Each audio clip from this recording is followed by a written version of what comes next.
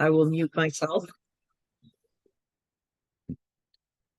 So welcome, Lori, and anyone else who's watching to the second educational Zoom session hosted by me, Reese. And for those of you watching for the first time, I am doing this each Friday. I am going to cover Toastmasters resources, about 1 to 2 different resources each week. And I upload these clips to an unlisted YouTube channel where I later share the link on a document as I make announcements for upcoming educational sessions. And tonight we are going to be looking at the moments of truth.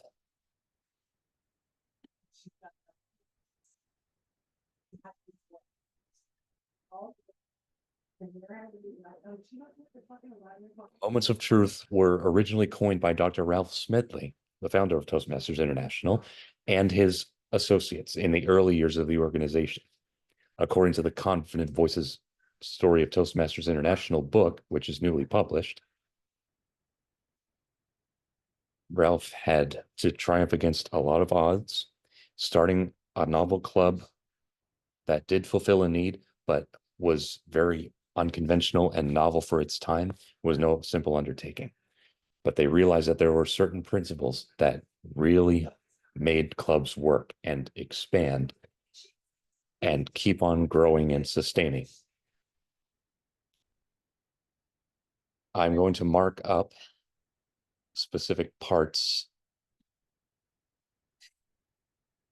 of this document. She's 32, I think. I can just get the highlight. Oh, wait, I have the wrong tool. Here it is. You want to know every new and prospector member's initial interaction with the club to be a positive one. First impressions. Initial impressions are formed as known as the moments of truth. Guide to delivering quality service and member experiences. And there are many sources in Toastmasters magazine that would complement this purpose as well.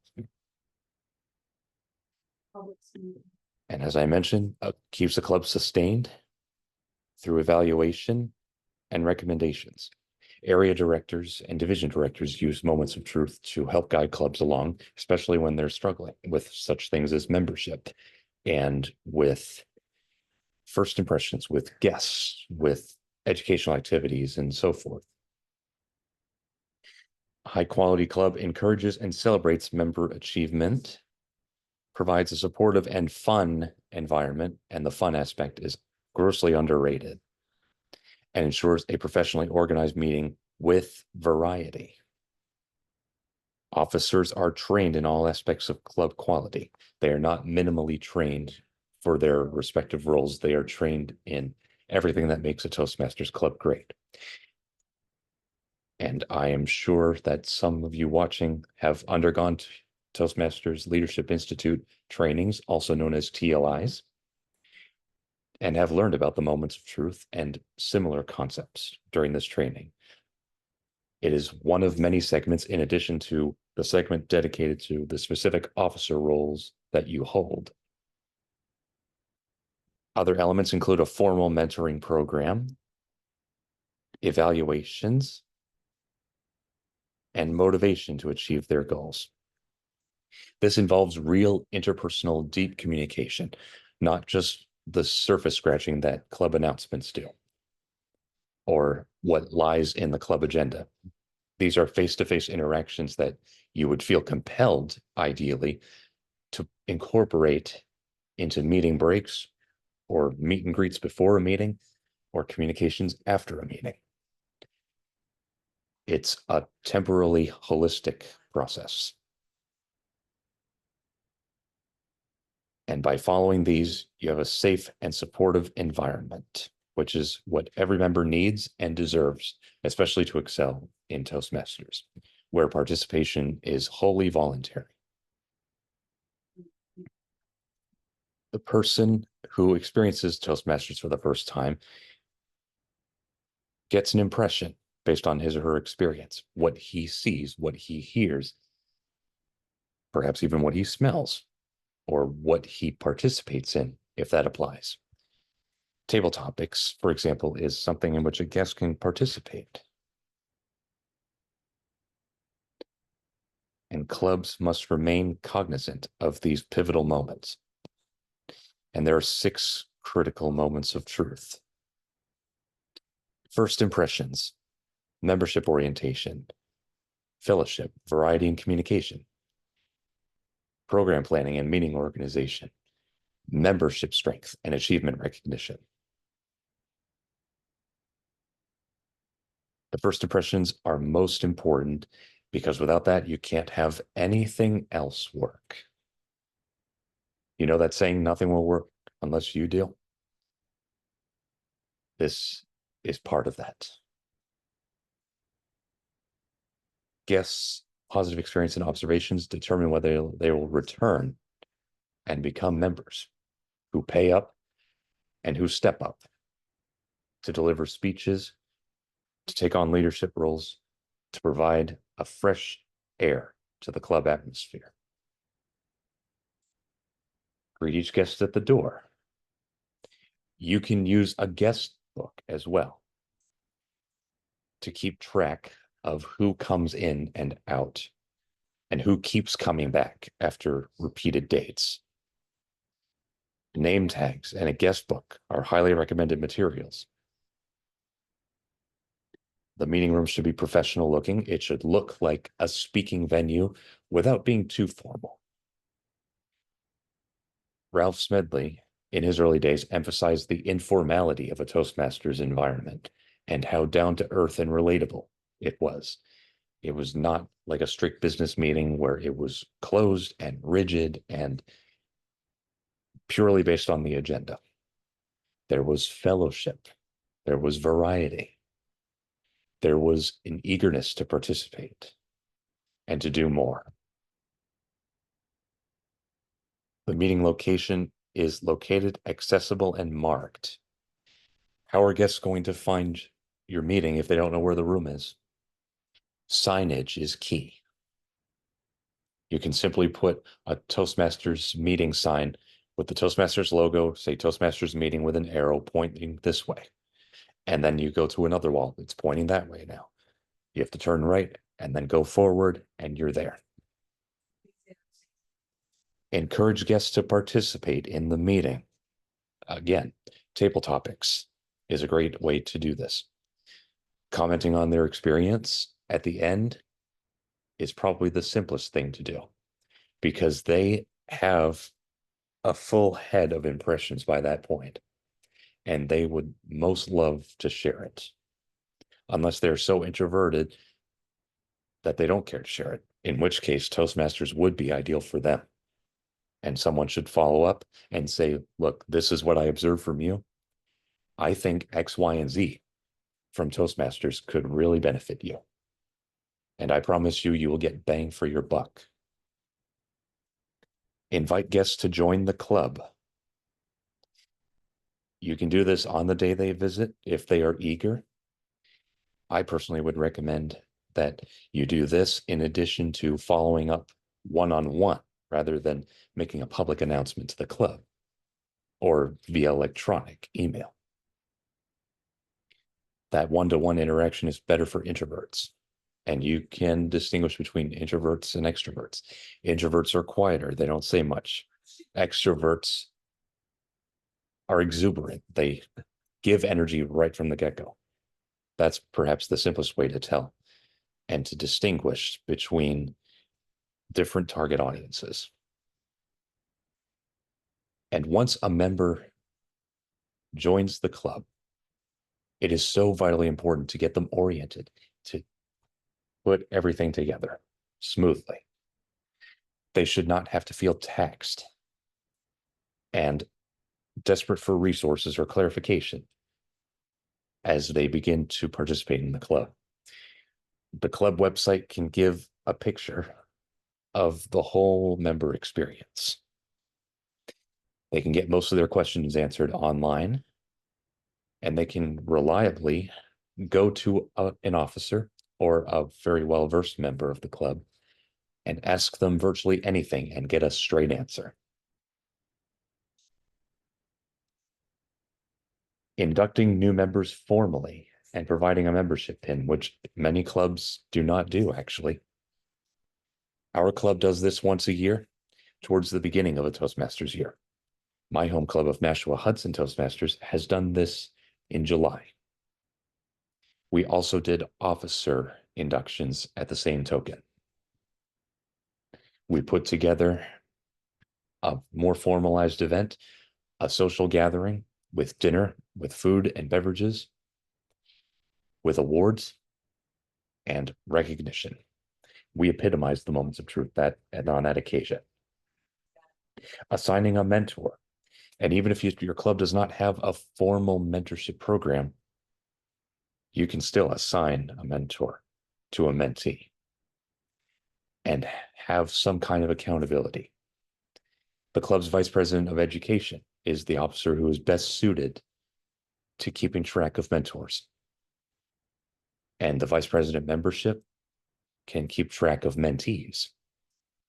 By dividing those responsibilities, the burden becomes easier for everyone. Discuss how the educational program helps develop speaking skills and leadership skills. In the legacy program, we had two manuals, Competent Leader and Competent Communicator. In the Competent Leader manual, you are given a list of 10 competencies. In the Competent Communicator, it's 10 speeches.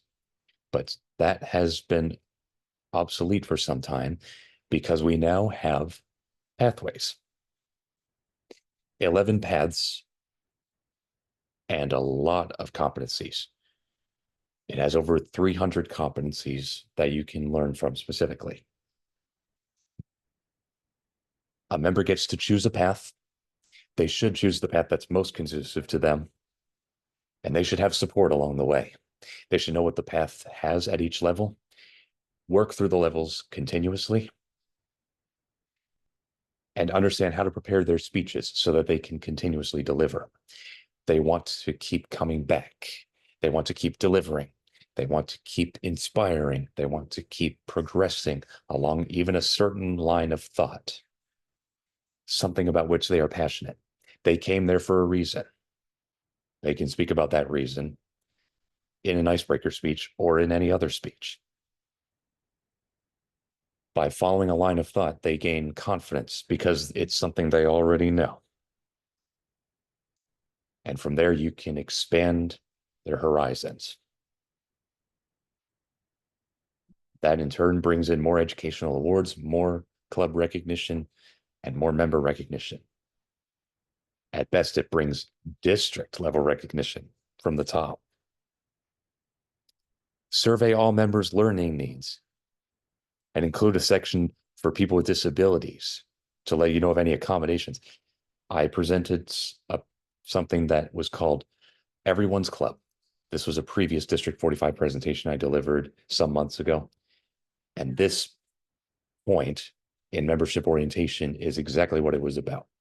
People with disabilities, minority groups who feel like they can't reliably go somewhere at a very good cost and get whatever services they're looking for. Or perhaps they have a hard time connecting with other people. Toastmasters is one of the most ideal environments to connect with people, both formally and informally, at the same token. Indeed, it is a unique connection. And get your foot in the door. You get your foot in the door. People with disabilities can have a platform for building up confidence and competence and running an upward spiral to success. Toastmasters helps with self-advocacy skills because it is leadership oriented and communication oriented. Communication is the backbone of leadership. And you learn all of that through Toastmasters. Even Pathways does not distinguish or rather separate leadership from communication. It intertwines them across all 11 paths. Projects include emphasis on communication tactics and leadership tactics. Assign a speaking role for the new member as soon as possible. This point emphasizes the need to connect immediately and solidly. Instead of trepidation and having a member sit beside in the back of the room and be quiet and just watch and observe all the time, get them involved. Dip their feet in the water, even if it feels cold at first. You will warm up to it.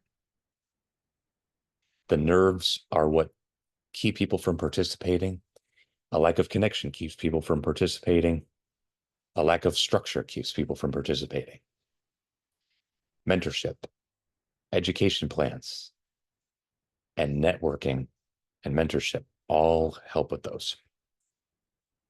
Continue to make new members feel welcome and encourage their participation in meetings. Very important. By addressing a member every meeting in some form or another, perhaps for different purposes each time, they are unconsciously or consciously expanding their horizons just by simple communication. And when they reveal more and more, and the club takes more and more interest in response, the member is more likely to participate in meetings in more and more roles. Fellowship, variety, and communication. A fun, friendly, and supportive environment that encourages enjoyable learning. Enjoyable learning. It is not a college lecture hall where a professor speaks and everybody else listens and doesn't say much. This is a meeting where people can speak more openly. Even though there's a solid agenda, you can have points of order. You can speak to the Toastmaster of the meeting. You can raise your hand and ask questions. It is an open communication environment. Members greet guests and make them feel welcome, always. The VPE plans enjoyable, dynamic educational programs with themes that are thought-provoking. I remember when I was part of the Greater Elton Area Toastmasters in 2018 and 19. One of their meetings was a clue meeting where everybody had dressed up, dressed for the occasion, as in dressing like the characters from the Clue movie, and bringing in different items for table topics. The club enjoys social events. By all means, you can invite members to a theater or a fun place, even trampoline parks, for example, provide the opportunity to come together, to work together, and to leave happy together. Team building activities that are fun, perhaps exotic in some way or another. It makes it memorable and it makes it enjoyable. They're going to remember that experience and they are going to want more of it. Therefore, they are going to keep coming back for more. Participate in area, district, and international events. This is something I'm doing as area director of this year. I'm trying to schedule a watch party for the international convention so people know what it's like beyond the club level. But even at the area level, there's a lot of profound insight you can take. The TLIs, the contests, the officer trainings, the eruditions, any educational sessions that are held in person or online, kind of like this event. The district conference, and any other events that your Toastmasters area, division, or district holds. It can be highly informative, more profound than you think. And it's also fun. There's always a lot of humor. There's even food and beverages. There are prizes. Anything that you can think of. Inter-club events. This is between clubs. Clubs that are typically separate but come together for shared purpose.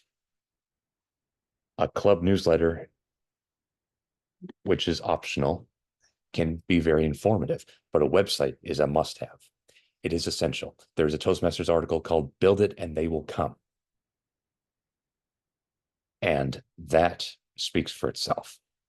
You build up a club website and you make it very insightful, easy to use, and captivating. People are going to be drawn to your club.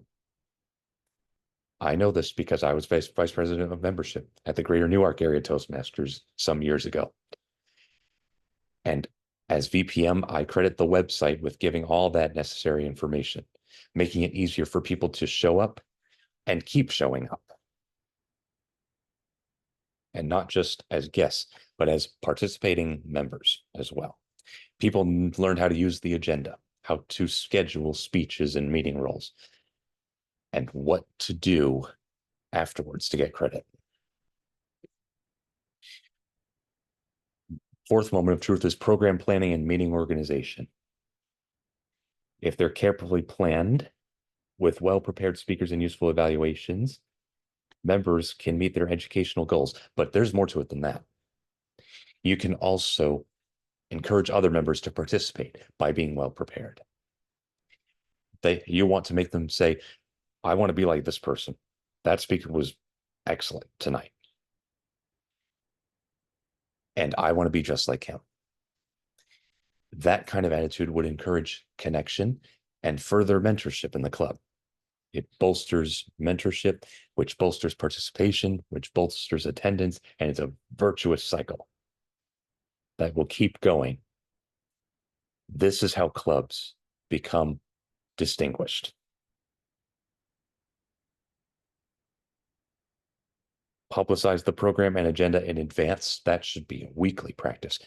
Our club, Nashville Hudson Toastmasters, puts the agenda out. We fill out the agenda the previous week.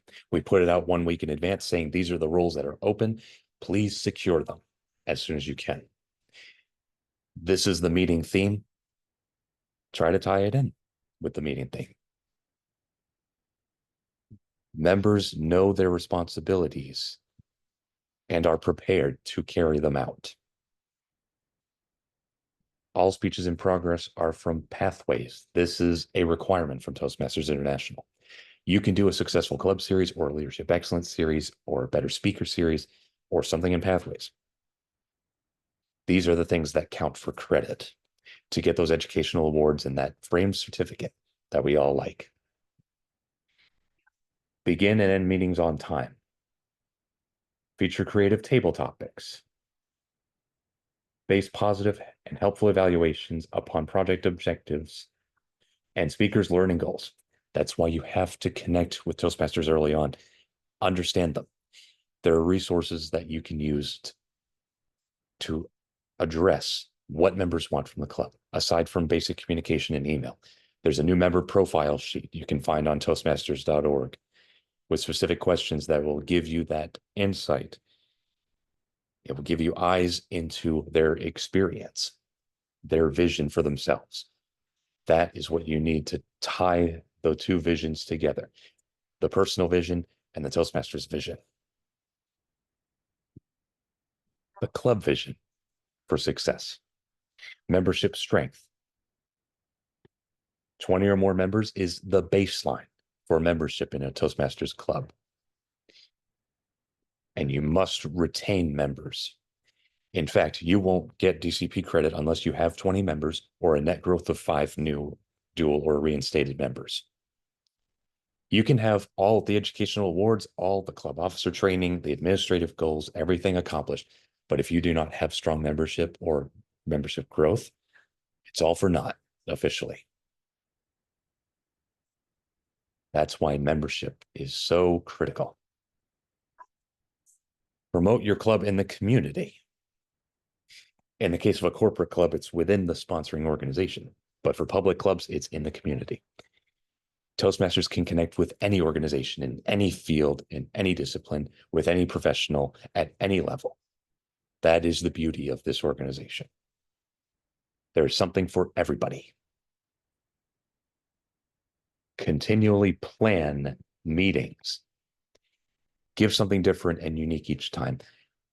If a member enjoyed one experience, chances are they're going to enjoy another. But you have to work to have that variety. Recognition for sponsors, membership building programs, Beat the Clock, the Smedley program, and Talk Up Toastmasters. Those are the 3 membership programs that are held throughout each Toastmasters year. The goal is to get 4 or 5 new members within a few months. And your club will get a special ribbon that you can hang on your club banner. And even better, you'll have members, perhaps members for life, because some people are really dedicated. Send award applications to world headquarters. VP of Education is responsible for this. Member progress charts at every meeting. A good tool to have. Some clubs do use this. They can keep track of specific educational awards and member progress in different paths and pathways. Formal recognition, very important. If you have ribbons or anything else, even just an announcement can go a long way when you acknowledge a Toastmasters progress and all the work they've put in despite their very tight schedule outside of the club. Recognize leaders. And not just club leaders, but leaders at all levels. In Toastmasters, we have the club, we have the area, we have the division, we have the district, we have the region, and we have the international level. That's 6 levels of leadership that work tirelessly to give members the best possible experience in communication and leadership development that the world has to offer, honestly. Publicize achievements. Club newsletter, even a district newsletter, often has sections that state educational awards. This person in this club earned that award during this time. District 45 newsletter has a rundown of those every month. And it's great to be published in something like that, because if you're recognized for progress, people are going to encourage you to step up. You'll be the first person that comes to their mind, perhaps. I personally have had this privilege because I have worked tirelessly to get educational awards, to get my Distinguished Toastmaster Award before the legacy program officially closed. I am now working in pathways diligently because I know there's a lot to learn. And you must encourage your members to do the same, because opportunity awaits to those who work hard and stand out from their peers. And of course, use the DCP. And I have already recorded a session about the Distinguished Club program. You may refer to that.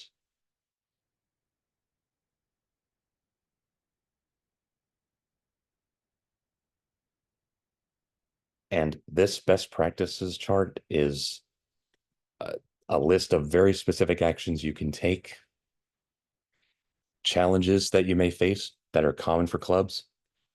You've got possible causes, you've got ways to address them. Sometimes you might feel hesitant to use certain methods, but don't shy away from it. If you recognize a personal challenge with yourself as a leader, as a club contributor, address that challenge, whether in your own time or collaboratively with other leaders in Toastmasters. Because the more you build up your leadership repertoire, the greater the chance that your club will have achieved best practices by the end of a year. And it continues along the next page. And that is it for that resource. There's also a Moments of Truth handout that club leaders and area directors can use that address each of the moments of truth, as you can see. And finally, this is the Moments of Truth summarized. These are the milestones that a club should achieve, and it's in tandem with the handout. These are downloadable resources from Toastmasters.org. With that, I conclude this presentation, and I thank you for your time. I look forward to seeing you next time when I cover the Club Leadership Handbook.